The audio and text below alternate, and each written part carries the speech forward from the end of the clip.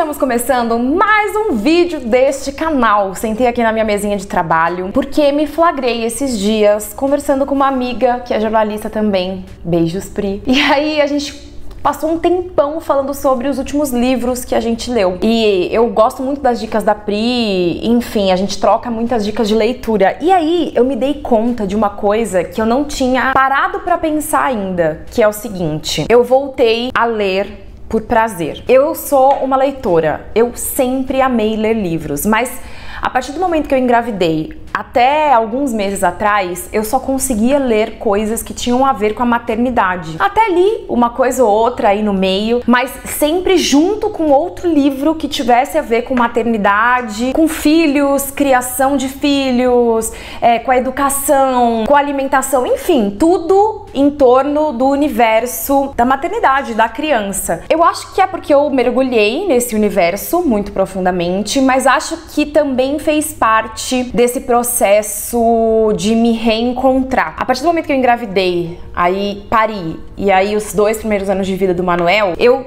digo, né, que eu sou uma nova pessoa. Claro que ainda com muito do que eu sempre fui, mas diferente.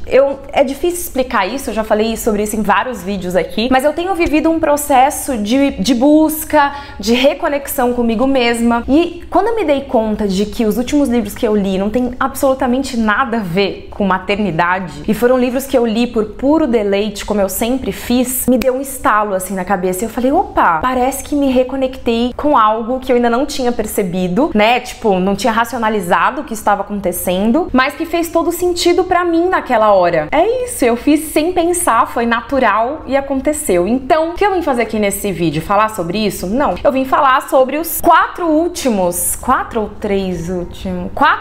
livros que li, e recomendo fortemente pra vocês, cada um do seu jeito. E no final desse vídeo, eu quero falar sobre um 5º livro, que na verdade é o 2º e é o mais especial de todos. Mas vamos por partes. Primeiro livro que eu vou recomendar aqui pra vocês, que faz parte desses últimos que li, é Tudo é Rio, da Carla Madeira. Bom, eu preciso pegar fôlego pra falar desse livro. Eu fiz um post sobre ele no Instagram, mas era um post de foto. E aí o que aconteceu? Ninguém viu, né? Porque ninguém mais vê nada de foto no Instagram, mas eu continuo fazendo fotos porque eu gosto de fotos. E aí quando as pessoas não vêm lá, eu trago pro YouTube. Quando as pessoas não vêm no YouTube, eu vou levar pro TikTok. E aí, entendeu? Inclusive, por falar em TikTok, eu descobri que tem todo um universo literário no TikTok, que são os... como é que é? Ah, tem um nome da galera que resenha livros no TikTok. Putz, eu vou achar aqui no Google, depois eu falo. E diz que quando um desses TikTokers famosos resenha um livro, mostra um livro, a busca pelo livro cresce absurdamente nas páginas de busca da internet, no Google, enfim. Minha gente. Beijos, Instagram! Mas como estava dizendo, vamos falar de Tudo é Rio. Esse livro é o primeiro livro da carreira da autora Carla Madeira. Eu quero contextualizar muito rapidinho, falar poucas palavras sobre a Carla, porque eu acho importante pra gente entender um pouco mais de Tudo é Rio e da próxima obra dela que eu vou falar, que é o 2º livro que eu li. A Carla é brasileira e ela é filha de um pai matemático, um cara mega estudioso e tal, e de uma mãe que mal acabou o ensino fundamental. E ela, em algumas entrevistas que eu li sobre ela e tal, ela conta sobre esses 2 universos, né, que ela viveu e viu muito de perto com os pais, e o quanto ela busca isso nos livros dela. E isso faz todo sentido conforme você começa a ler os livros. Então, Tudo é Rio é o primeiro livro que ela escreveu. Ela escreveu parte do livro. Ela parou essa escrita numa das cenas, na cena mais forte do livro, que eu não vou dizer qual é, obviamente, porque é um puta spoiler, mas você quando lê, ou se já leu, sabe de qual cena eu tô falando. E aí ela ficou 14 anos sem tocar na escrita, sem tocar no livro. Gente, 14 anos. Ela disse que não quer dizer que ela não pensou ou não viveu aquele livro durante esses 14 anos, porque ela voltava naquela cena na mente dela. E aí diz que ela, depois desse capítulo, 14 anos depois, ela pegou o livro de volta, escreveu um capítulo de uma única palavra, que é dor. E aí, em 8 meses, ela terminou a obra. Vejam só que loucura. O processo de escrita de um escritor é um negócio que não... sei lá, juro. E aí, do que se trata o livro? O livro é um romance que conta a história da Lucy, que é uma garota de programa, e de um casal que são Venâncio e Dalva. A vida dessas 3 pessoas se cruzam e acontece um crime no meio desse livro e o livro segue. O que acontece com as obras da Carla? Sabe essa coisa que ela falou dos dois mundos que ela viveu e viu de perto com os pais? Os livros dela são justamente assim, porque assim, são livros que te fazem ler muito rápido, que você começa a ficar... Ela faz os personagens existirem quase que na sua frente, assim, sabe? A construção dos personagens é genial. A escrita, apesar de muito profunda e poética, tem várias frases do livro, enquanto você estiver lendo, que você vai querer grifar. Até tatuar, juro, de tão lindo. Mas é simples, entendeu? Você consegue ler... Porque tem uns livros, assim, poéticos, não sei o quê, que você lê e... Os da Carla Madeira não, você entende o negócio. E aí tem mais um elemento que eu acho que diz muito sobre essa coisa do humano, que é um livro que tem várias coisas politicamente incorretas, que tem um crime, que tem coisas, que tem desserviços até, eu diria. Só que conforme você vai lendo, eu acho que pra várias pessoas bate de jeitos diferentes, mas pra mim bateu numa coisa do humano, que não existem pessoas só boazinhas e só malvadas. Todo mundo é um pouco de tudo, né? E a construção desses personagens é tão bem feita por ela, pela autora, que você quase entende, não entende, você não concorda, mas você me entende. É uma coisa dúbia, você fica meio doido, assim, porque do nada você tá defendendo uma pessoa que você não... Se você ouvisse a história, você não ia defender, entendeu? Eu nem sei.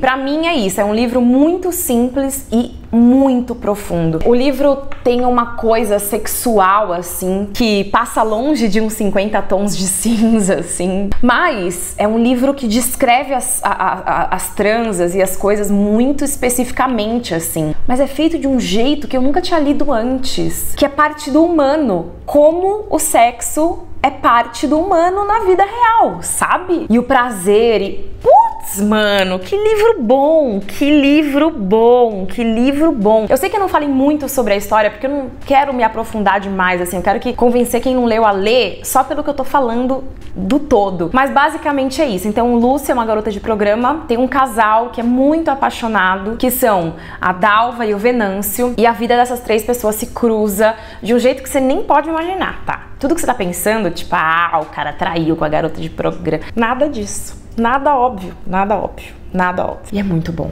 Eu recomendo fortemente Tudo é Rio. Segundo livro que eu vou indicar, como eu disse, também é da Carla Madeira e é Véspera. Depois que eu acabei Tudo é Rio, eu fiquei órfã. Sabe quando acontece? Quando a gente lê, assiste algo que a gente ama e a gente fala, meu Deus, eu preciso de mais um pouquinho disso. Aí eu fui ver Véspera, que é o livro mais recente que ela escreveu, que é muito bom, de um jeito diferente, apesar de ser um pouco parecido com o jeito bom de Tudo é Rio. Eu sei que tá meio doido isso que eu tô falando. Véspera começa com uma questão assim: como se chega ao extremo das coisas, da vida, das pessoas? Como se chega ao extremo? E é com essa pergunta que ela continua essa história, que tem vários personagens importantes. Dois deles são irmãos gêmeos, filhos de uma mãe que também é uma personagem importante, e eu não estou falando o nome desses personagens por um motivo, e quando você ler você vai entender. Mas o livro começa com a personagem Vedina, que pra mim é a protagonista da história, ainda que nem sempre pareça isso. A Vedina chega no seu extremo logo no começo do livro, e o ato que ela faz com um filho de 8 anos desenrola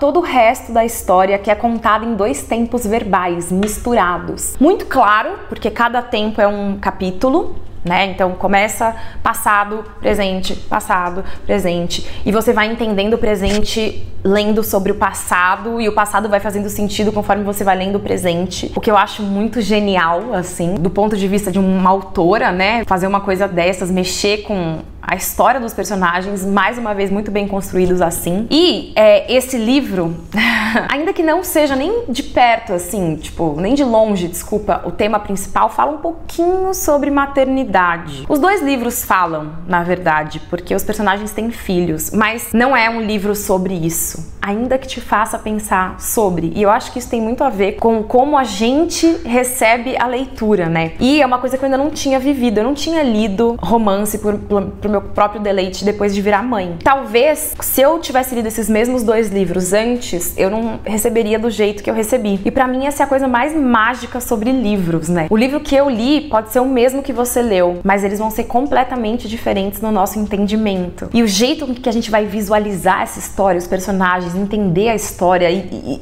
todo o resto é único. E essa pra mim é a maior diferença entre seriados, filmes e os livros, né? É a imaginação que você coloca ali e é uma imaginação que cada um tem de um jeito, sabe? Único. Então, que gênio essa mulher. Pelo amor de Deus, escreva mais. Eu odeio falar isso porque que pressão merda, mas escreva mais. Ela tem um outro livro que eu ainda não li, mas pretendo fazê-lo em breve. Eu só fiquei muito obcecada por ela, como vocês podem perceber. E aí falei, não, o meu próximo tem que ser nada a ver com a Carla, por favor. Então agora vamos para o terceiro livro que vou indicar. Que não tem nada a ver com a Carla, mas tem um pouco, mais ou menos. Porque também é de uma autora brasileira. O livro que eu vou indicar se chama A Cabeça do Santo. E é de uma autora, jornalista, escritora brasileira chamada Socorro Acioli. Que livro gênio! Eu, quando li a premissa do livro, pensei, não sei se eu vou gostar disso. Ó, basicamente é a história do Samuel, que logo nas primeiras linhas do livro vê a mãe morrer. E antes da mãe morrer, a mãe faz um pedido pra ele, que é pra que ele vá em busca da avó e do pai que ele não conheceu em Juazeiro do Norte. O livro começa com essa saga dele indo até Juazeiro do Norte a pé, fazendo essa travessia. E aí, lá já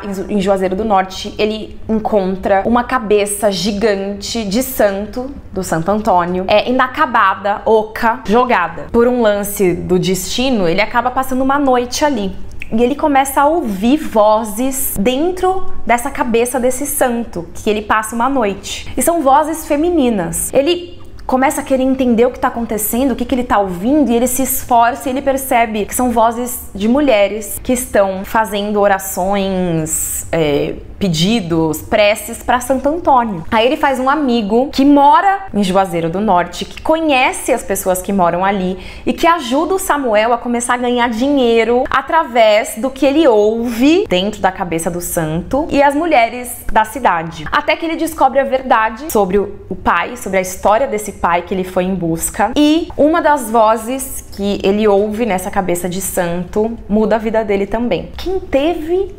Socorro, como é que você teve a ideia de escrever isso? Mano, gente, eu pensei que eu não ia gostar por conta das mulheres e de ser um homem que ouve as vozes das mulheres. Aí já fiquei meio tipo, mas é um livro sobre amor, mas não, entendeu? Não é sobre amor, mas é um livro forte, muito gostoso de ler. Tem livros que a gente interioriza e fica pensando depois. A Cabeça do Santo é um deles. Olha, pelo amor de Deus, eu tenho claro na minha mente o rosto do Samuel. Claro, eu tenho claro onde é que essa cabeça de santo tá na minha imaginação, sabe?